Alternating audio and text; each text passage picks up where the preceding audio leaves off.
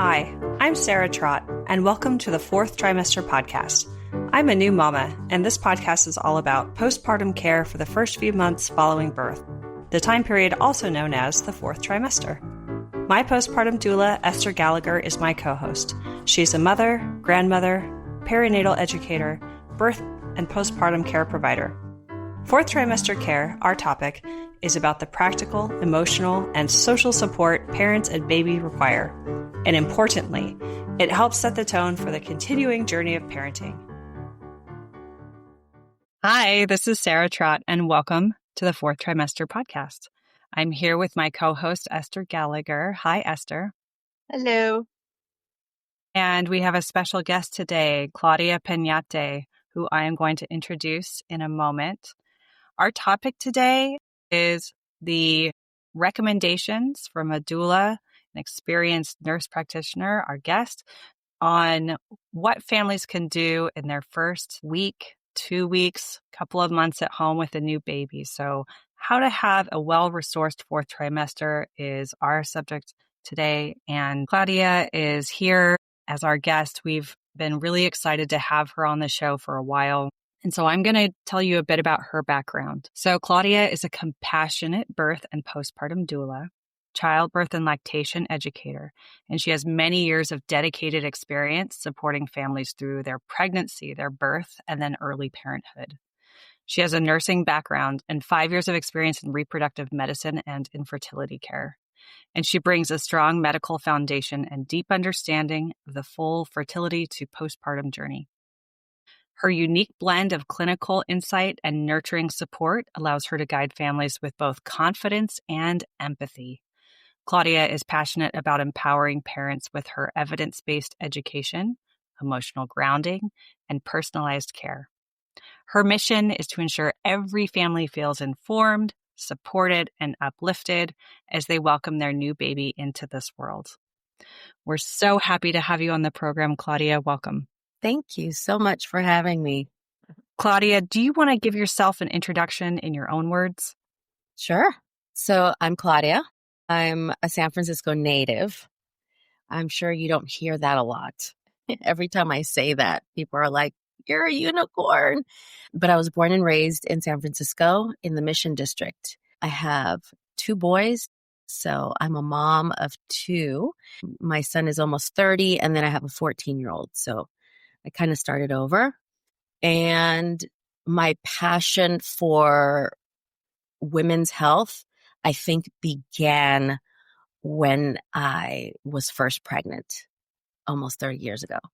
That is what sort of planted the seed that, okay, you've got to come back to this at some point in your life. And I did, like 25 years later, I came back. So I'm a doula. I'm a birth doula. I work primarily as a birth doula in the Bay Area. And I've been doing that full time for the last 4 years. So I left nursing back in 2020-ish.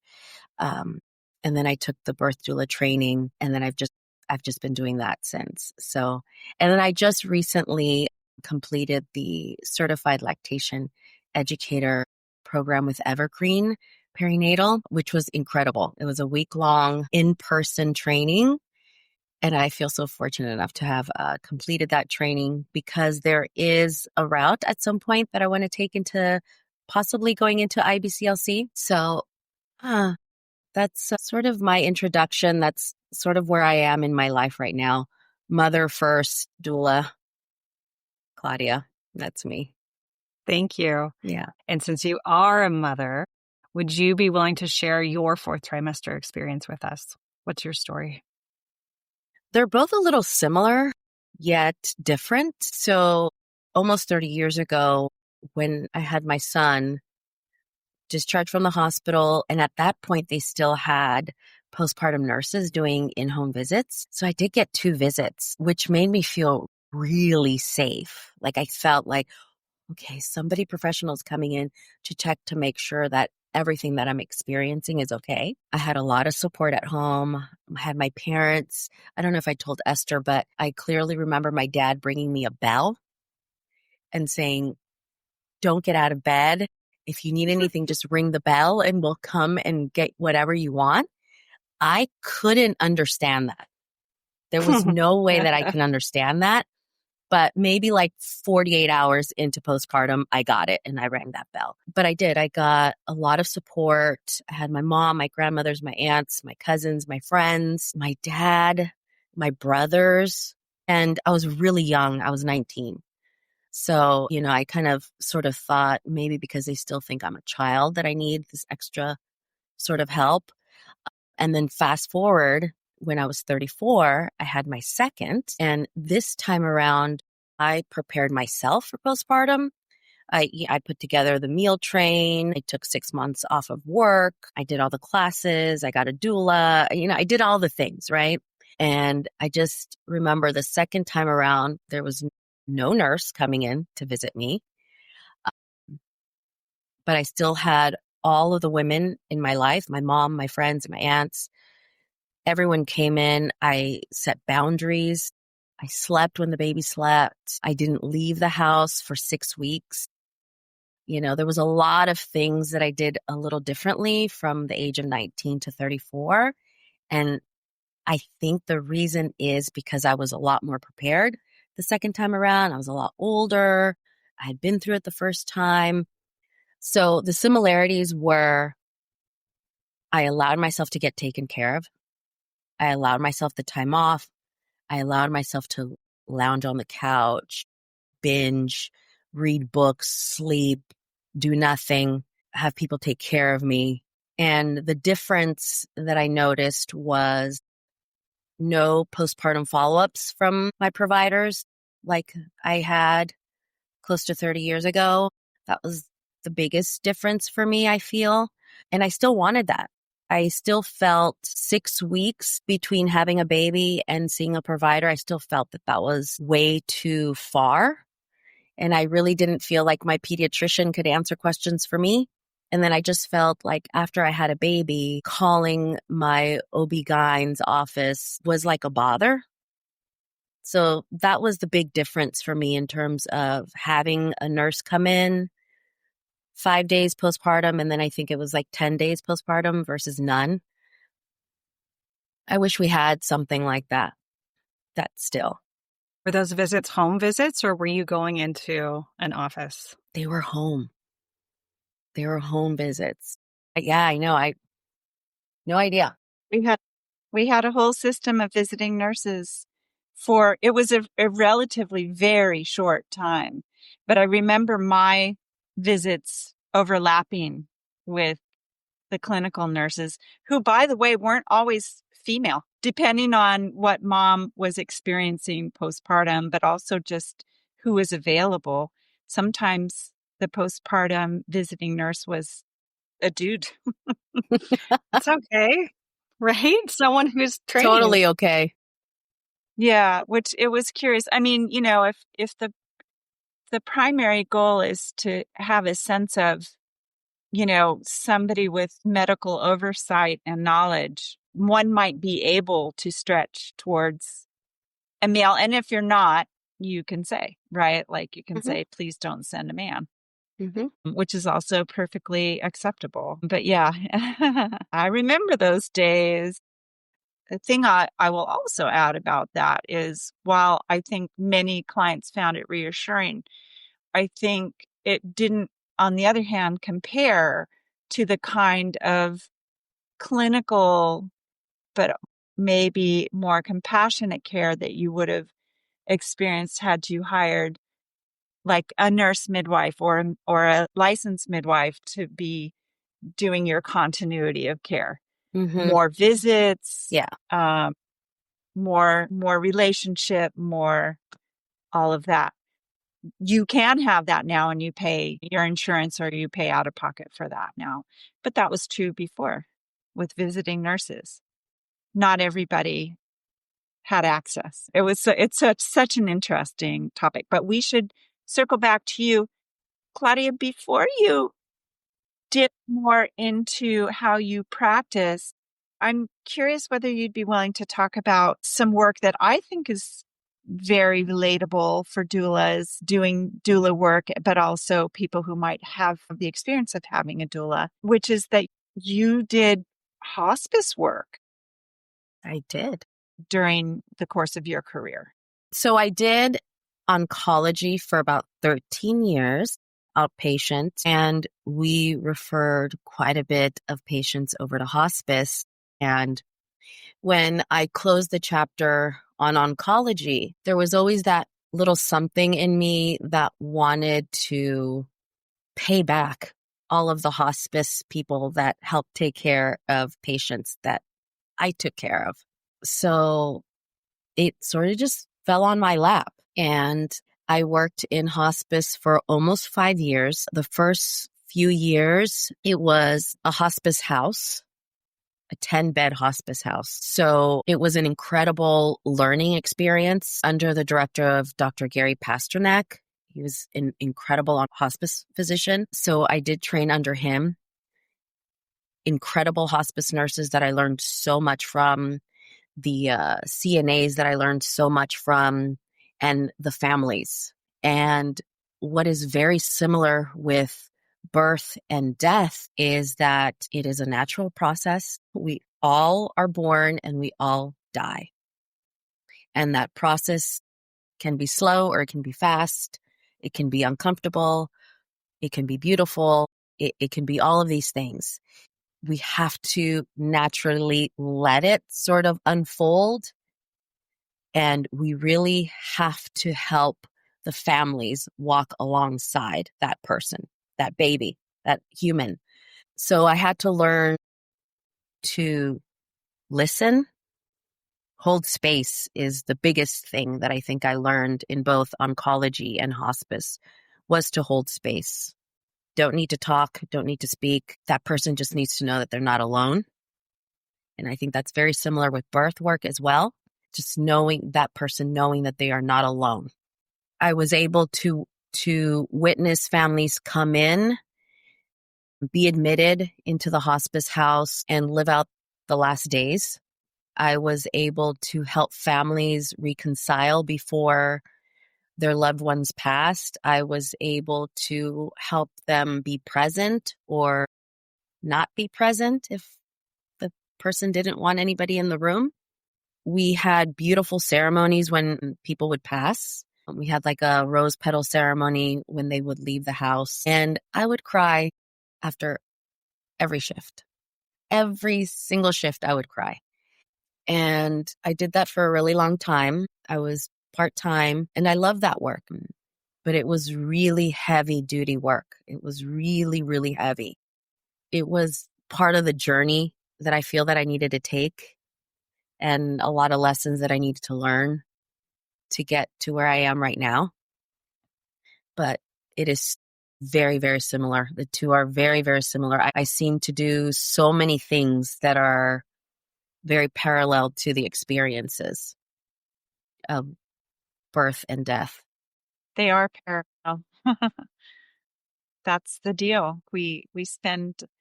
Some of us spend a lifetime sort of in denial of how closely paralleled these fundamental experiences are. And I do think that there's just something in a doula spirit that, allows us to walk alongside both those things very intimately without it being necessarily any kind of big deal, right? We can just, I think there's a kind of curiosity that is necessary on both sides, right? Like within us about this thing, but also that needs to be met in the world, because so often so much of what's going on is about avoidance, right? Yes. And not just getting on with it and not really acknowledging how close we are to these things every day of our lives. So I think when we had chatted before, I just was kind of thrilled and proud of you that this had been part of your sort of unfolding journey towards this thing. It made such sense. Yeah, it's very beautiful. I'm so impressed with your journey. Yeah. And you. Thank you. I'm so thankful for my journey. I feel that nursing is always going to be a part of who I am that never goes away. That hat never goes away. It's just one that's not brought into the birth space, right? For me, other things are, but not that. When I worked in oncology, I was very, very young. I was in my 20s. But what I felt was really important during that time in my life that a lot of people I feel in their 20s don't really understand is that life is precious. Every single day is precious. And the clinic that I worked at, we specialized in breast cancer. It was a lot of breast, ovarian. So we had a lot of women in their 30s and 40s. Okay, that was really what we saw a lot of. And that was me 15 years from then, right? In all walks of life from all over. And everything would shift when they would walk through that door with that diagnosis. Whatever was important to them just wasn't anymore. And they saw things in a different light and a different perspective. And those women taught me so much about life at such a young age. I remember them talking to me about the work that I do and what do I do when I get home to take care of myself. Like I kept hearing this self-care stuff, like, what's your self-care routine? And I'm like, what do you mean, what's my self-care routine? I go home and I go have a drink after work, like I wasn't really understanding that whole thing until one woman sat me down and she sort of explained it to me. And she was in her 40s. Natalia was her name. And she said, you carry so much of what we bring here that how do you release it and allow yourself to refill yourself to come back the next day for the next one? And I didn't know what to say to that. I'm like, I don't know. I haven't thought of that, And she said, you have to allow yourself to release this. You have to allow yourself to process what you see and the people that you work with and take care of. But you have to turn around and take care of yourself in order to keep doing that. So during that time when I worked in hospice, it was very challenging because you made a lot of relationships. You saw a lot of women make it and you saw a lot that didn't. But so many women passed through my life in those 13 years with so many lessons. I cannot tell you how much I learned from these angels. And I could never, I never forget that. And I still go into the work that I do now with a lot of the things that I was taught by these people 20 years ago, and I feel like I'm really lucky that I was able to meet these wonderful human beings in my life for a period of time, help them through their journey in whatever part I was a part of. I was able to bring some sort of quality to their life at that point, and they were able to bring that to me. Oncology and hospice has really prepared me and really has instilled a lot of who I am today because of what I did then. It's incredible. It's really something special. Yeah. Yeah. And at such an age where it really was going to be your whole adult life, like being mutually supported. I mean, you were doing the work of supporting people and receiving a kind of lifelong support, like somebody telling you, hey, this is going to be part of your life that you learn how to do self-care, right? I don't think self-care was a term when I was 18 and 20 and 24 having second kid. But it has been, I realize in retrospect, the lifelong journey ultimately, right? You can imagine that you're taking care of a lot of people. And then the rubber hits the road where you start to recognize, oh, actually my job, having been given this gift of life, is to nourish it, right? To support it, to in every aspect, right? Often I think in this culture, women are sort of pointed in the direction of, you're going to care for everyone else in your lifetime and you just have to be able to, right? There's no coaching. I Right. mean, you and I to have experienced a good deal of training over the years. We're lucky in that sense that somebody said, well, if women are going to have to take care of this stuff, maybe we should train them out.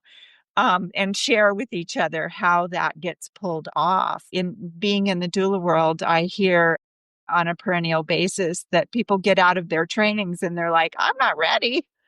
I just went to a birth and figured out that I really don't know what I'm doing, and of course, not Mm-hmm. about knowing ultimately. You can know a lot of stuff and still need something else to be able to get through Absolutely. these things. And I think, just that experience of being able to be present, like you said, you know, and to get it modeled for you back at such an early age. I think that's super, super special. Thank you for sharing that. I know we don't have a lot of time to talk today, and I know it'd be great to hear from you. If you had somebody in your peer review, which I'm sure you do.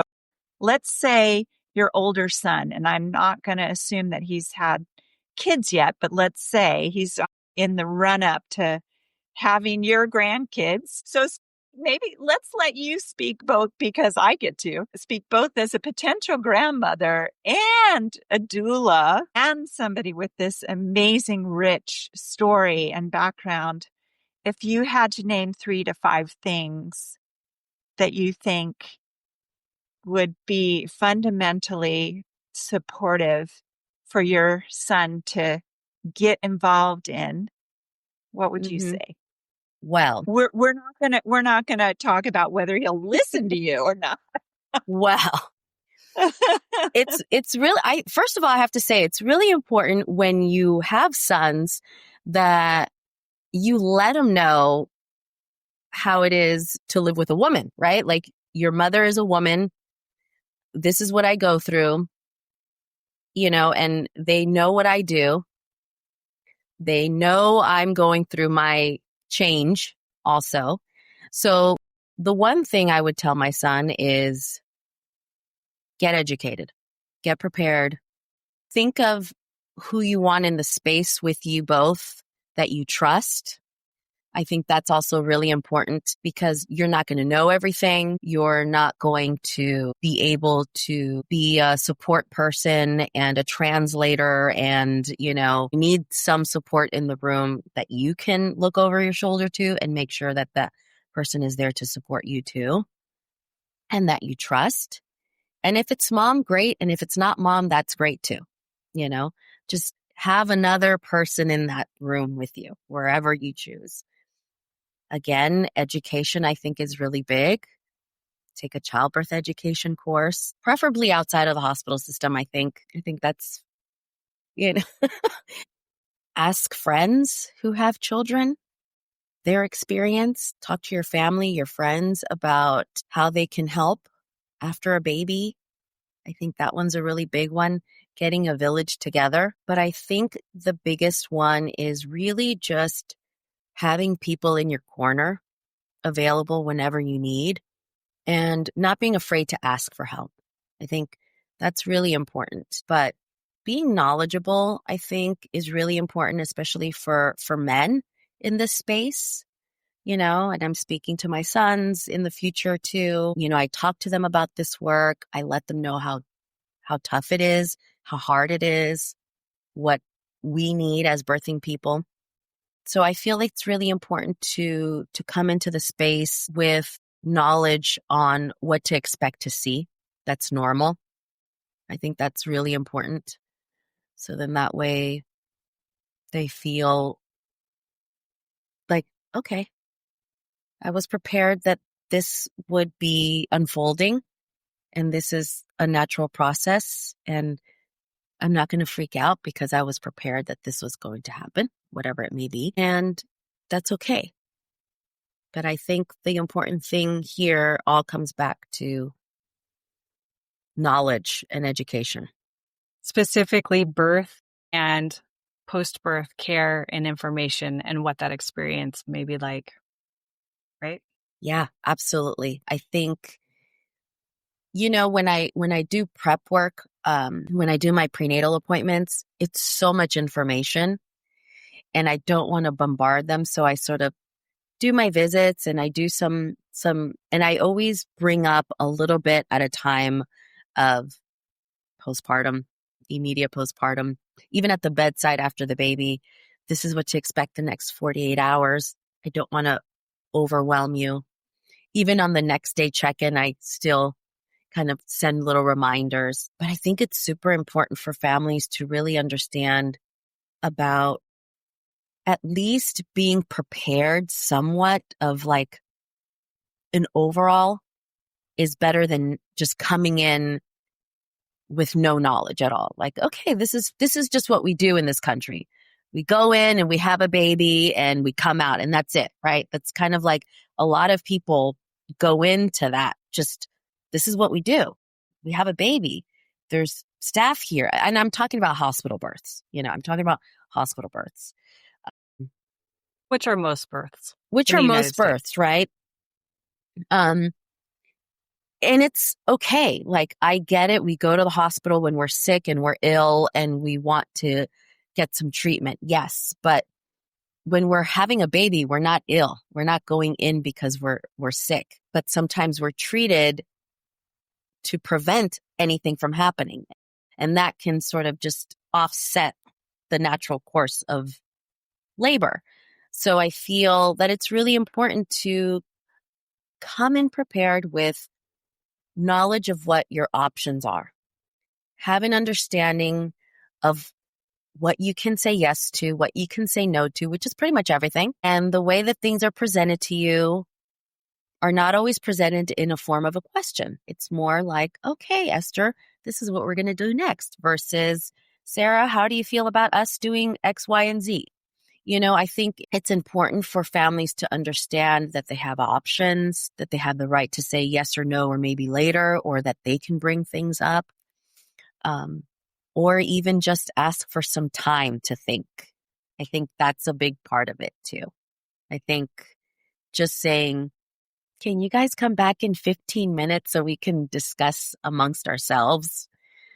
I think that's what's really important. And the preparation, I don't want it to be scary.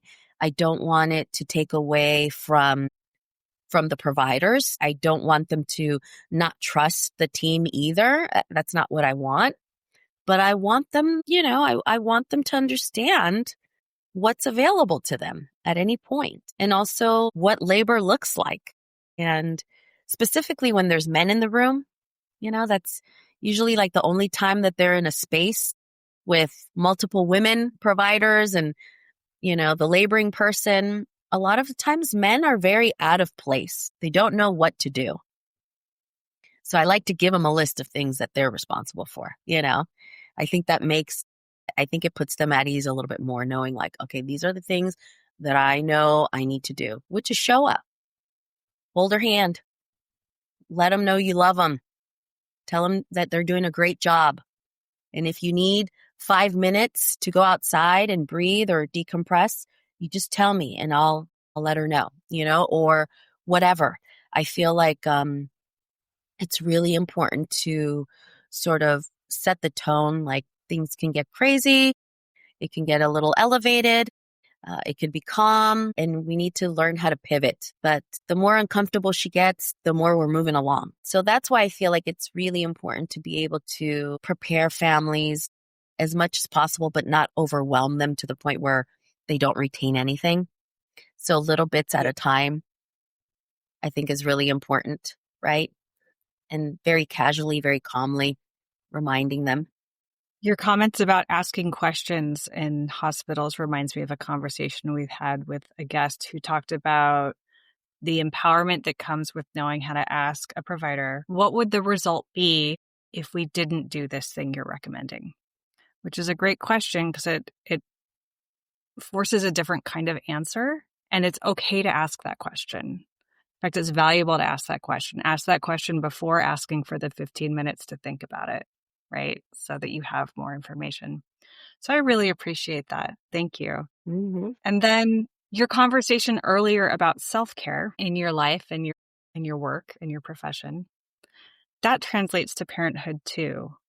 And so how would you translate that wisdom from your experiences to this additional set of recommendations that you would make for families in their fourth trimester?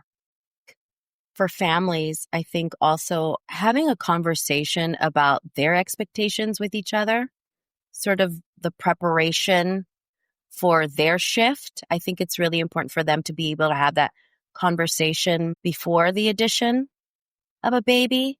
So I also like to talk to families in one of my prenatals about how are they preparing their relationship prior to having a baby, and what are their expectations of each other after having a baby. I think that's a really important conversation to have, because when the baby's here and we're sleep deprived, I'm expecting you to do this and you're expecting me to do this, and there's no communication. There's kind of that lack. So one of the things I like to bring up is having those conversations before and touching base shortly after. I think it's really important for families to have that communication. What do you need from me? What do I need from myself? Is it okay for me to step away? Do I feel guilty? Because as a new mom, we also have that guilt of wanting to figure out who we are again. We have that sense of not wanting to part from baby, but needing to part from baby. But then that guilt settles in. So I think it's really important to have those conversations out loud, to feel that it is okay to step away, that it is okay to take care of yourself in order to come back and take care of baby and maybe other kids that you might have to. And I say that because I say that to myself, right? I say that to myself because having 2 kids, it has been a lot. The age gap was huge. I had a teenager and an infant. So it was very different how I had to shift. But I had to check in with myself to make sure, am I taking care of myself? Mentally, am I taking care of myself? What am I doing for myself that I am able to come back and take care of these boys because I am their mother? So a lot of my experience is what I share with a lot of my families that I work with. And I feel like that's another part that is really important, because that's another part that I learned by experience, not by somebody saying like, hey, carving out some time for yourself. Like, it's okay if you want to go get a pedicure. That's okay. There's nothing wrong with that. Or it's okay if you want to go out with your girlfriends for a run and bitch and complain about whatever's happening at home. That's okay too. I didn't get that okay. I had to sort of figure that out on my own. And I think it's really important because a lot of the families that I work with, their partners are so involved and they want to figure out how much to help in pregnancy and in labor and in birth and then afterward. And I'm like, okay, this is how you help. You have to normalize that it's okay that if she needs to step away, she can step away. Or if you need to step away, that's okay too. Or how about having a conversation? So I feel like that is like my number one advice for families is have those talks. And be specific. When should they have those talks? Yeah, be specific. I think it's important to have those talks prenatally. I think prenatally to have those conversations too. Just when they're starting to think, we plan about labor and birth and how our delivery and baby showers and all of these things, but then we really forget that 4th trimester. Like we really forget, or nobody really talks about, like, maybe you should be figuring out, like, how are you going to navigate those first 6 weeks post baby, right? So a lot of the planning should be a lot of talking. Like as we're meal planning, who's going to cover Tuesday and Wednesday? Who's walking the dog on Friday? Yeah, your mom's doing that. Okay, let's have a conversation about when baby's sleeping. Is it okay if I sleep? Or honey, is it okay if I go and, for a round of golf with my friends? That's the way that I can decompress. Are you going to be okay with that? I think having those conversations, because we handle this transition so differently, that I think it's still really important for us as individual parents to have healthy relationships outside of the home, to be able to reset, refuel, and come back better. But I think having those conversations prenatally as part of the postpartum plan is essential. And then continuing those talks in that time as well as things shift and change. We shift and change. I think with an eye to the fact that postpartum shifts are happening rapidly and profoundly in the first 6 weeks. So, normalizing golf in the first 2 weeks might not be a good bet for this family, right? Even if that's how they've always done it before. I need to decompress. I get to, and I'm going to go golfing versus actually, if you go golf, I might have to divorce you, because if I need somebody here so that I can change my pad, and breastfeed, and nobody's gotten me anything to eat, I'm going to feel completely abandoned and unsupported. Right? Like I'm, Yes. And I don't think there's a woman in America who prior to giving birth is ever going to have that in her consciousness, really, ultimately. But if we can start allowing women the space to understand that things happen rapidly and profound changes, physiological, emotional, social, spiritual, psychological, are happening, and you don't get to plan ahead for those when they're going to happen and how everything's going to go. But you can set up a basic understanding of the fact that it's going to happen. You're going to need support in all of those moments, and there will be a lot of those moments. Right? And this too shall begin to look differently over time. You'll get your sea legs within about 6 weeks, more or less, right? And then we start to normalize golf or whatever it is, right? Like, that's right. Self-care still gets to happen, right? But how does it look in the first 2 to 6 weeks? It really, in my mind and in my heart, really has to look different than how it looked in the 6 months to 3 years to 30 years that you've been in relationship with each other, up to the point of then having a baby, yes. As we've experienced, right? Like it's a sacred time, but that doesn't mean that it's all planned out like the Mass at Catholic Church. It's wild and sacred. So absolutely. Yeah. There are lots of things you can plan, and there are a lot of things that aren't gonna, that are gonna come in waves unexpectedly, that need presence in those moments. Yes. Like dying. Yeah. And for anyone listening who is curious about what some of those considerations or topics are, there are things that you can do to give yourself a sense of some of the frameworks of like, what are the kinds of topics? What are the kinds of things? And no one can, you can't read every book. You can't take every class, but we do have recommendations on our website for some of the things that would be helpful. We've recommended, Esther, I think you've mentioned the mindfulness-based birth prep course. So we can link to that in our show notes. And parenting. Mm-hmm.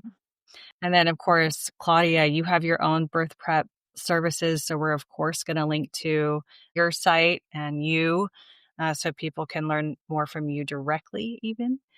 And then we have a guide, the Fourth Trimester Guide, which is a free download on our site, which is a lovely outline of a writing exercise that Esther designed, imagining how you want that first 6 weeks to look. writing it down, talking about it with your partner if you have one, and some other practical resources and lots of links and things there too. So I really appreciate your story, Claudia, and everything that you shared with us. Thank you. Thank you. As we wrap up, is there anything that you would like to share and leave our listeners with as some final thoughts? Find support.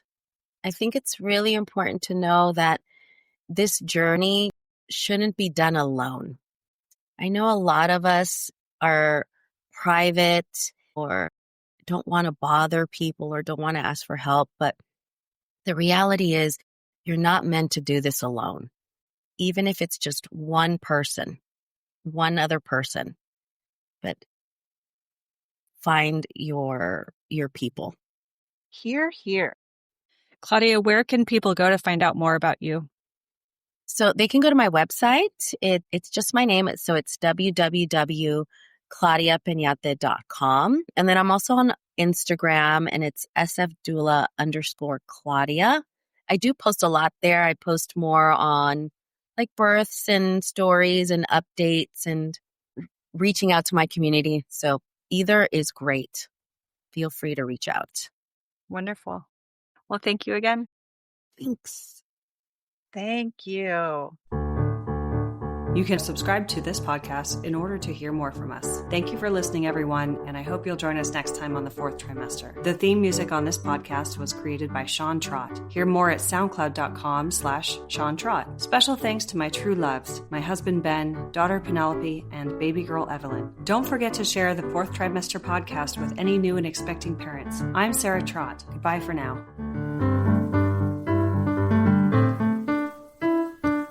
Hello again, bicycle man. I know you're doing all that you can.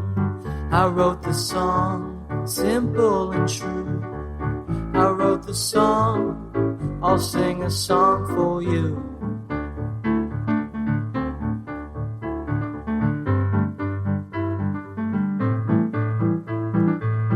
You got your wheels, you got your gears. You ride around town without any fear. You got your pedals, you got your brakes. You always wear your helmet for safety's sake.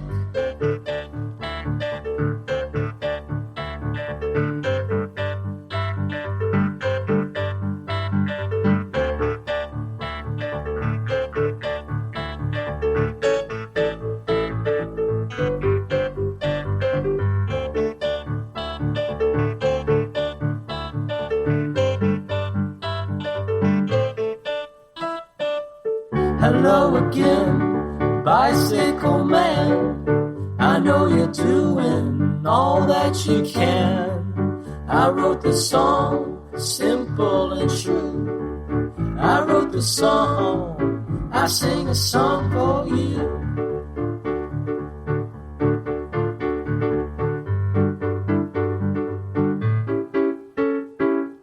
Hello again, bicycle man.